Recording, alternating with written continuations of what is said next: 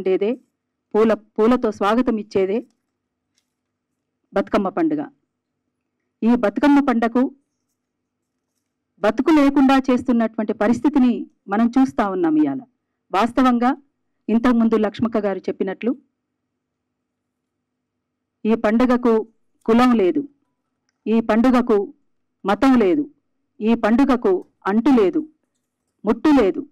ఇది ప్రకృతి సహజంగా దొరికేటువంటి పూలతో గౌరవించుకునేటువంటి పండుగగా, ఆడబిడ్డల పండుగగా, వందల సంవత్సరాలుగా బతుకమ్మను చేస్తున్నటువంటి ప్రాంతంగా మనం తెలంగాణ ప్రాంతాన్ని చూస్తాం. వాస్తవంగా ఈ పండుగను కులమతాలకు అతీతమైనటువంటి సెక్యులర్ పండుగగా దీన్ని జరుపుకోవాల్సినటువంటి అవసరం ఉన్నది. ఇదే సందర్భంలో ఒక్క మాటలో చెప్పాలంటే, ఇదే సందర్భంలో మన దేశంలోని కేరళ రాష్ట్రంలో ఓనం పండుగను చేస్తారు. ఓనం పండుగ కూడా పంటల పండుగలో భాగంగా అరటి పండును నైవేద్యంగా పెడుతూ 5 రోజులు పూలతో గౌరవించుకొని వాటిని నిమజ్జనం చేస్తారు.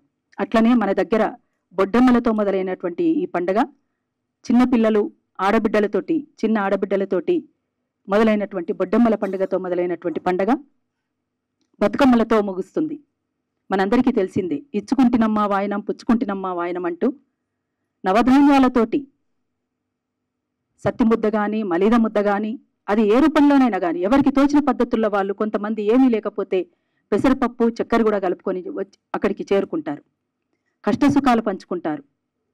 రాను దాన్ని మొత్తం ఒక మత సాంప్రదాయంలోకి తీసుకుపోయేటువంటి ప్రమాదంగా ఇవాళ మన ముందుకు వస్తున్నటువంటిది. వీటికి కులాలను, వీటికి మతాలను, వీటికి అంటును, వీటికి ముట్టును, ఇవన్నీ కూడా చేర్చి కొంతమందిని దూరం చేస్తున్నటువంటి పరిస్థితి కూడా ఉంది, దూరం చేసిన పరిస్థితి ఉంది. అందుకనే బహుజన బతుకమ్మ అందరినీ కలుపుకుంటూ, ఒక్కరు కాదు ఇద్దరు కాదు, ఎస్సీ, ఎస్టీ, బీసీ, మైనారిటీ, ఆదివాసీ బిడ్డలతో సహా అందరినీ కలుపుకుంటూ ముందుకు కొనసాగుతున్నటువంటి పరిస్థితిలో కొన్ని విజయాన్ని కూడా బహుజన బతుకమ్మ చూపించింది సమాజానికి.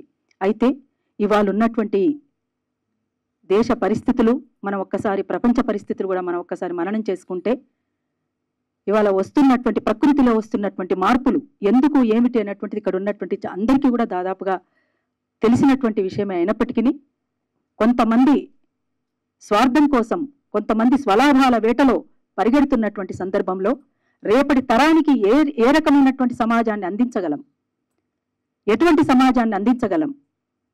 ఈ రకంగా ప్రకృతి విపత్తులు అంటున్నారు కానీ ప్రకృతి విపత్తులు రావడానికి గల కారణం ఏమిటి అనేటువంటిది కూడా మనం ఒక్కసారి పరిశీలించుకోవాల్సినటువంటి అవసరం కూడా ఉంటుంది. అందుకే ఇవాళ వస్తున్నటువంటి పరిణామాలన్నింటినీ దృష్టిలోకి తీసుకొని ఇక్కడ ప్రకృతి విధ్వంసం కాకుండా, పర్యావరణ విధ్వంసం కాకుండా ఈ సమాజాన్ని రక్షించుకోవాల్సినటువంటి బాధ్యత మనందరి మీద ఉంది. అడవులను ఒకవైపున నరికేస్తూ, అడవుల్లోని వనరుల సంపదని కొల్లగొడుతూ, కొంతమందికి వాటిని కట్టబెడుతూ వాళ్ళ స్వార్థం కోసం ఈ సమాజాన్ని బలి చేస్తున్నటువంటి పరిస్థితి మనం చూస్తా ఉన్నాం.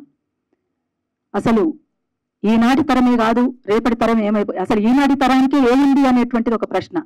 అసలు రేపటి తరం గురించి ఆలోచించే వాళ్ళు ఎవరు అనేటువంటిది ఇంకొక ప్రశ్న. అందుకని మనం ఒక్కసారి ఇవన్నిటిని పరిగణలోకి తీసుకొని ఈ విషయాలపైన ఇప్పుడు మాట్లాడబోయేటువంటి మిత్రులందరూ కూడా, పెద్దలందరూ కూడా తలా 2 నిమిషాలు మాట్లాడాల్సిందిగా మిత్రులందరికీ కూడా నేను సవినయంగా కోరుతున్నాను. ముందుగా మేడం రాధారాణి గారిని వచ్చి తన సందేశాన్ని ఇవ్వాల్సిందిగా కోరుతున్నాను. Madam please.